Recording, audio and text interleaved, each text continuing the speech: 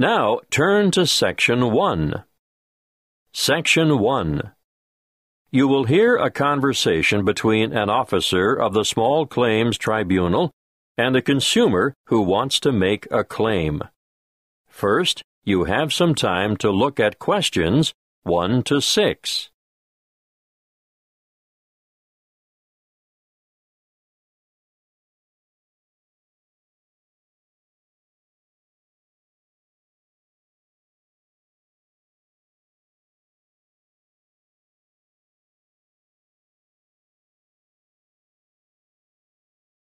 You will see that there is an example that has been done for you. On this occasion, only the conversation relating to this will be played first. Good afternoon. How can I help you? Good afternoon. I'd like to lodge a claim. Certainly. Name? Emily Jane Appleby. Appleby. That's an unusual name. Sorry, what did you say your first name was again? Emily Jane. The woman gave her first name as Emily Jane, so Emily Jane has been written in the space. Now we shall begin. You should answer the questions as you listen, because you will not hear the recording a second time. Listen carefully and answer questions 1 to 6. Good afternoon. How can I help you? Good afternoon. I'd like to lodge a claim. Certainly. Name? Emily Jane Appleby. Appleby. That's an unusual name. Sorry, what did you say your first name was again? Emily Jane. Now, Miss Appleton, could you please fill in this claim form? I've never done that before. Can you help me? Yes, of course. The first part is for the claimant's details. Where do you live? At 1 Uranga Street, Durham. How do you spell Durham? Durham. Of course, I should know that. But it's just one of those names that sounds quite different from the way you spell it. It is confusing. I've seen it spelt with 2 R's. And what's the postcode for Durham? 4105. Good. And do you work?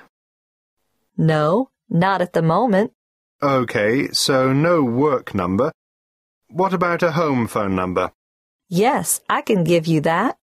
It's 7848-3762. 7848? 3762. Right. Now, this part here is for the respondent's details. Who's the respondent? The individual person, company, or business that you're claiming against. Is the claim against a landlord, tenant, trader, or driver? Well, it's a company that sells home appliances. So that's trader, then. Just a moment while I write that down. ABC Appliances, actually. Oh, now this part is really important. If the respondent is a company, you must have the company's full and correct name and registered address. I've looked it up on the internet, and it's ABC Appliances Limited. Good. If we don't get this part absolutely right, you won't have a legal claim. And their registered address? Yes, I've got that written down here. Just a minute. It's, 17 Brown Avenue. That's in Barden, isn't it? I think I know the place. My wife bought a vacuum cleaner there last month.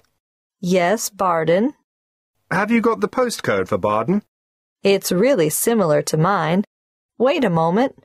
I'd better make sure I get it right. 4065. That's it. And what's the telephone number for ABC Appliances? Oh, 7232-4681. Good. Got that. Now, in the third part of this form, we get to the actual goods or services that are in dispute. I assume you made a purchase from them. Yes, that's right. On the 3rd of February, 2011. And did the goods have any sort of guarantee or warranty? Yes, but only for 6 months. So it was just a 6-month warranty? Yes, they offered me an extended warranty for 3 years, but I would have had to pay extra for that. Oh, I see. Before you hear the rest of the conversation, you have some time to look at questions 7 to 10.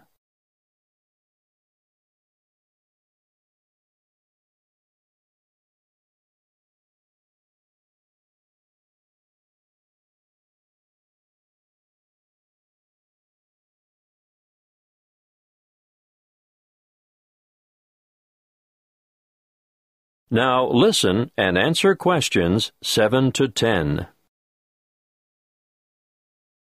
You'll need to give a full description of the goods involved, the nature of the defect or fault, and any other relevant particulars. So, tell me, what did you buy? I bought a washing machine. Yes, but what brand, model, and serial number? The brand name was Mallard, and it was the Whisper model. Serial number, just a moment. I've got the warranty papers in my bag.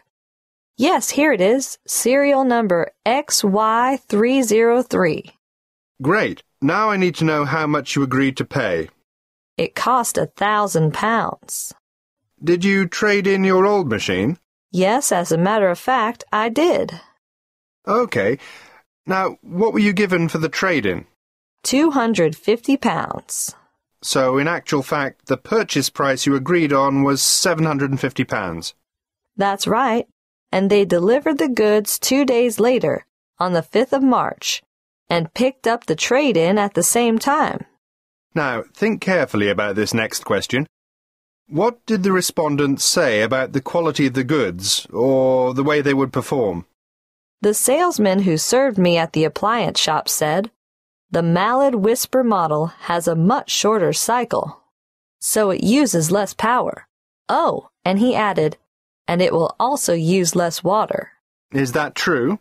Well, partly. It does seem to use less water, but both the wash cycle and the rinse cycle go on for much longer than my old machine, so I don't see how it can use less electricity. But the sales assistant also said, "This model is whisper quiet." And is it? No, not at all. It's so noisy we can't hear the television in the next room.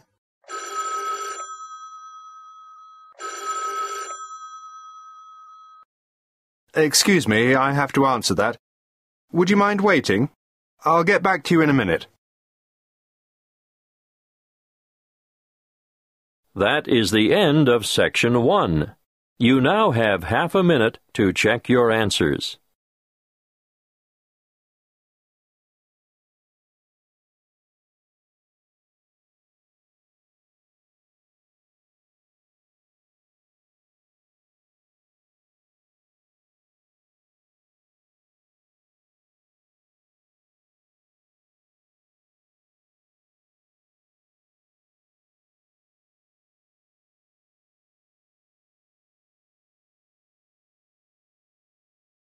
Now turn to Section 2. Section 2. You will hear a representative from Dreamtime Tours giving information about a particular tour option. First, you have some time to look at questions 11 to 14.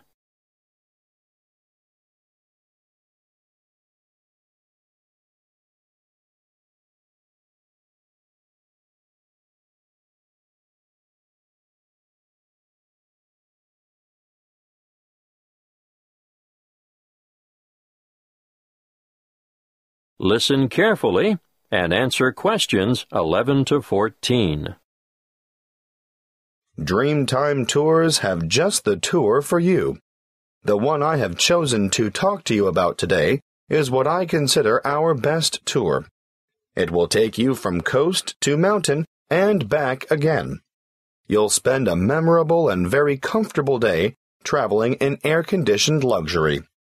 You'll see from our brochure that we have 4 pickup stops along the coast, and about 20 minutes after we pick up our last passenger for the day, we'll be stopping off briefly at a magnificent housing development, marina, and shopping complex. you'll be able to admire some of the most expensive and lavish houses on the coast. And here we'll take a quick walk around the waterfront. Now, despite its name, Hope Island, we can reach it without getting our feet wet or taking a boat ride. Hope Island is connected to the mainland by bridges. From there, we head inland to the beautiful Tambourine Mountain. You'll have time to browse in the many specialty shops, or you can sit and relax at a friendly outdoor cafe. We board the bus again and pass through an old timber milling town on our way to O'Reilly's Green Mountains.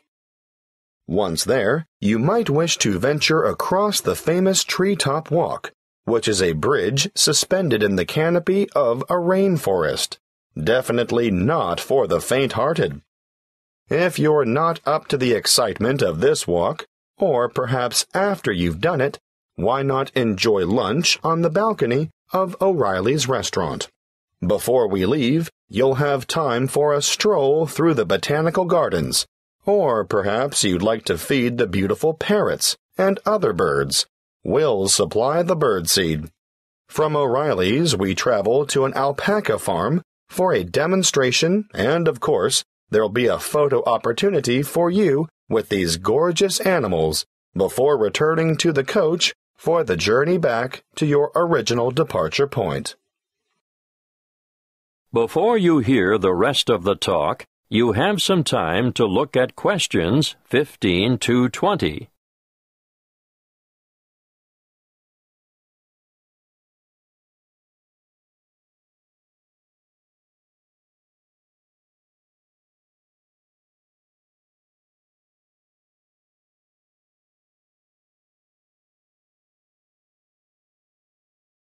Now listen and answer questions 15 to 20. If I've persuaded any of you to sign up for this tour, take a look at our Dreamtime Tours brochure. You'll see that you can book over the telephone, or you can make reservations through the reception desk. We generally have a member of staff manning the desk from 7:30 a.m. to 9 p.m. every day of the week. Don't hesitate to ask reception staff any questions that you might have about this tour or any other tour, and be sure to make it known if you have any special needs. We'll do our best to make your trip rewarding and worthwhile. If this is the tour you want, be sure to specify Green Mountain Tour, and note that these excursions are full-day tours on 3 days of the week only, Sunday, Monday, and Friday, although we're hoping to have a Saturday tour available by next year. You'll see that fares are extremely reasonable, with each adult paying just $37. Now, that's not bad for a trip of around 280 kilometers, is it? If you want to bring the family, obviously, the Family Pass is great value at $94. That includes 2 adults and 2 children. But if you're an older adult, over 65, in other words, a senior citizen, your fare is discounted too. You'll pay a bit less than the full adult rate. Please note the departure times. We adhere to these strictly.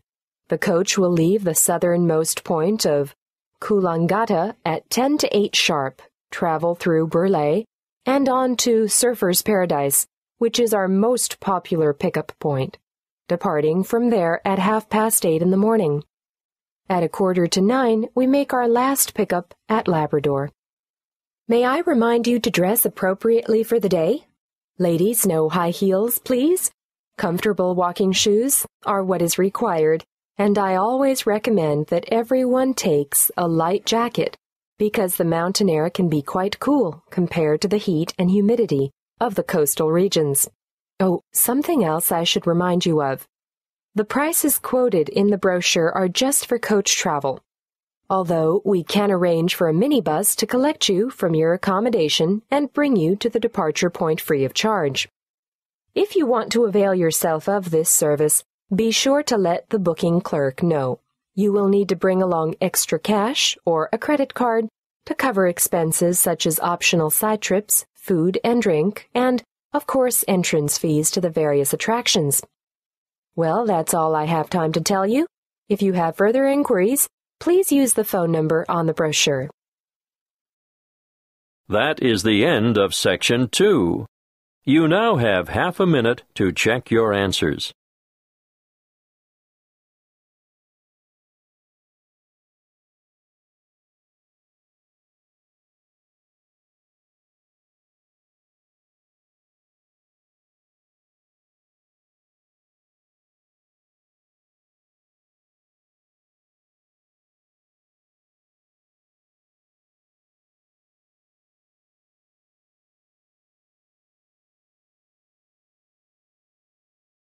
Now, turn to Section 3.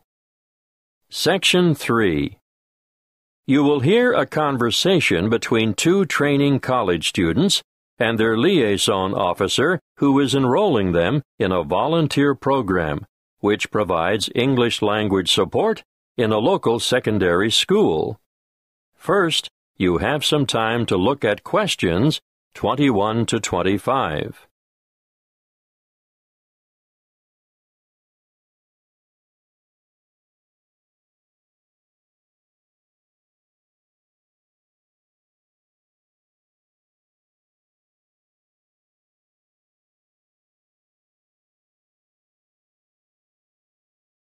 Listen carefully and answer questions 21 to 25.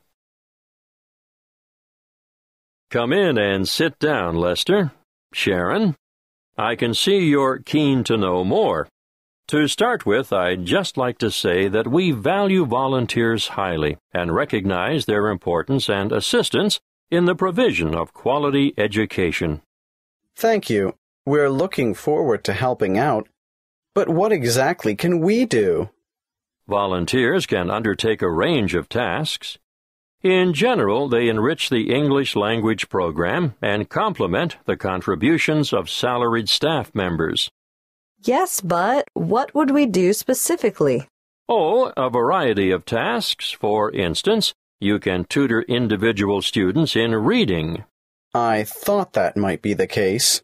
But you can also help students edit their written responses. Great. Is that also a one-on-one activity? Oh, yes, definitely. But volunteers are also called on to assist in designated classes. And what exactly would we do there? Well, it depends on the class, of course, but usually you take on the role of an assistant. A teacher's assistant? Yes, that's it. Sounds like fun and good preparation for our own careers. Then, an enormous area of assistance is developing students' organizational skills. Yes, I can imagine that's why some of them are struggling in the first place. There's also the special needs unit. They always need volunteers there. But we have no training in special needs. That's not necessary. These students just really appreciate having any extra attention. Sometimes help with the simplest things, like holding a pen correctly. Well, that's something all able-bodied students should learn. I've noticed some of the strangest pen grips amongst my peers, and I'm sure they must end up with sore hand or shoulder muscles at the end of the day. Yes, I'm sure you're right. The other task I'd like you two to help out with is encouraging and improving the students' work ethic. Oh, I can't imagine that'll be easy. No, but it is important, and I can give you some training in that field. That'll be good. I should also point out that you'll be working alongside quality teachers at times who are not only caring role models, but excellent motivators. Well, we should learn a lot from them. Yes, the teachers you'll be assigned to are innovative and very responsive to the different needs of individual students. If that's true, they must be adept at a variety of teaching styles. Quite right. You know, part of my mission is to forge close partnerships between experienced teachers and trainees like yourselves. As far as I can see, everyone has something to gain from the exchange of information and skills, not just the students you're helping.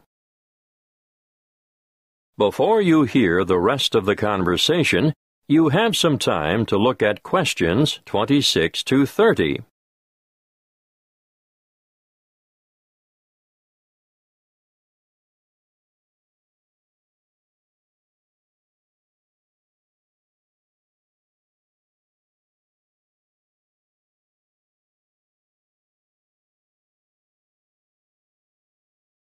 Now listen and answer questions 26 to 30. There are a number of interesting developments going on at the moment, and I've chosen you two because of your varied academic backgrounds. Now you, Sharon. I majored in business studies before I came to Teachers Training College. Yes, exactly. Well, I've always been more interested in science, marine biology in particular. Yes, I think it's quite exciting. The school you're going to assist at is augmenting the number of vocational learning experiences offered within its subjects. Educational philosophy these days seems to recognize the importance of increasing practical components in the curriculum. Areas of development being pursued include building and construction, agriculture, business education, and hospitality. But the Marine Studies course is already well developed. Oh, now I see where we fit in. You'll find that the school has an excellent library and audio-visual collection. There are 3 computer laboratories and a special needs network with 6 stations. Ah, they are well equipped. Wait till you see their independent learning center. What's so special about their ILC? They have the most sophisticated self-learning software I've ever seen in this region of the country. Really? Uh-huh. And there's a wide number of extracurricular activities, an extensive sporting program. Oh, sport? Not my thing at all. Well, no, maybe not. But they also promote students' participation in different scholastic competitions. I'm impressed. I think we're going to enjoy this. That is the end of Section 3. You now have half a minute to check your answers.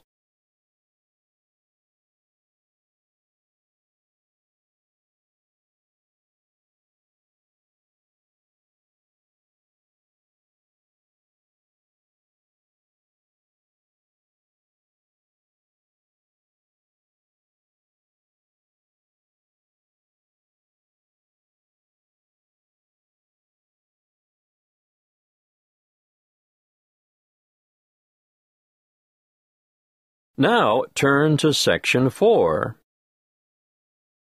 Section 4. You will hear a talk by a health studies lecturer on anxiety. First, you have some time to look at questions 31 to 40.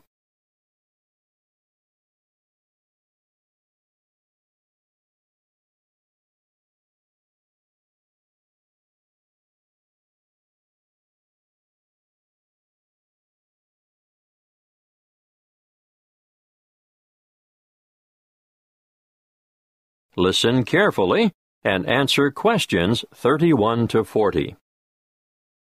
My talk today is on anxiety. Anxiety is something you've all experienced at some time in your life, so you'll know that it's an emotional condition in which feelings of dread, fear, and mental agitation predominate. However, what we call an anxiety state or anxiety neurosis or phobic state, they all mean the same thing, is characterized by anxiety reactions far greater than those normally expected for the circumstances, and these reactions may be severe and prolonged.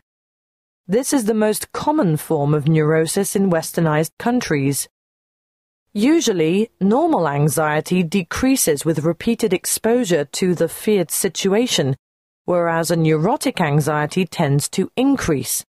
Gradually, the person is inclined to avoid the feared situation and views it with increasing dread. Sometimes there may be an inherited tendency for this, but usually environmental issues are more important. The individual may have been a worrier throughout life, and a stressful condition, just before symptoms set in, is common. Often there is a gradual build-up of anxiety, possibly for weeks or months, before the ultimate break occurs. The precipitating cause is usually one of great significance to the patient, often related to personal events, such as bereavement, a breakup, threats to career, health, or personal integrity.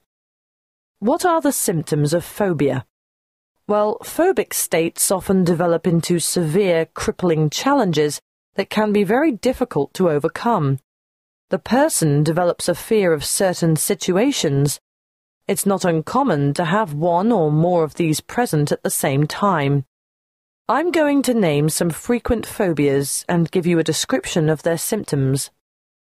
Let's start with agoraphobia, which is when the person has an intense anxiety about venturing outside the safety of the normal home surroundings. It may be impossible for this person to ever go out alone. Their fear of public or open spaces is completely irrational, and they often end up leading very secluded lives. Claustrophobia, on the other hand, is a morbid fear of closed-in areas or places. If you see me taking the stairs instead of the lift, think about it.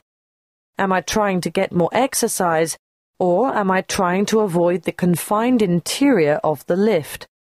And I'm sure you all know people who are afraid of flying. Sometimes it's the fear of being enclosed in the aeroplane itself, and you can imagine how the cramped confines of airline toilets are really bad news for these sufferers. Now I'll move on to discuss social phobia, which, believe it or not, is more common in men. It's an acute anxiety that develops when they are in the presence of others. They feel self-conscious, apprehensive, and embarrassed. If attention, real or imagined, is focused on the sufferer, he becomes uneasy and may blush, stammer, or stutter.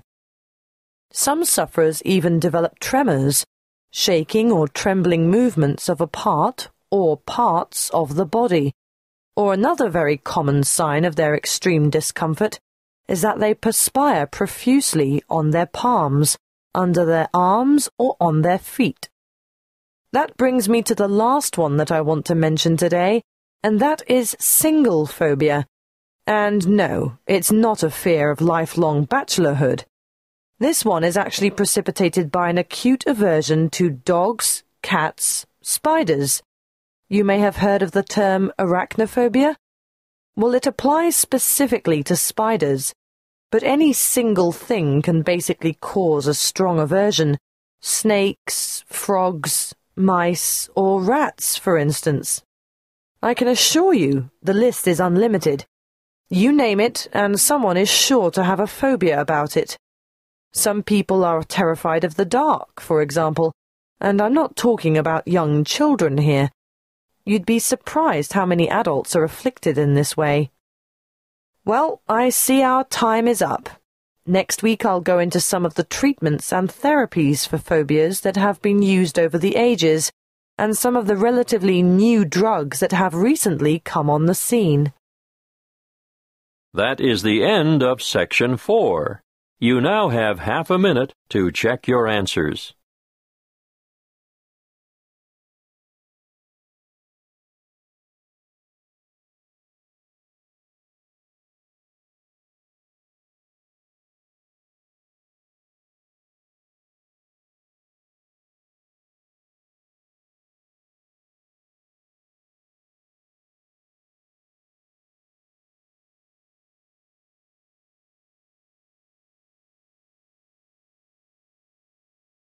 That is the end of the listening test.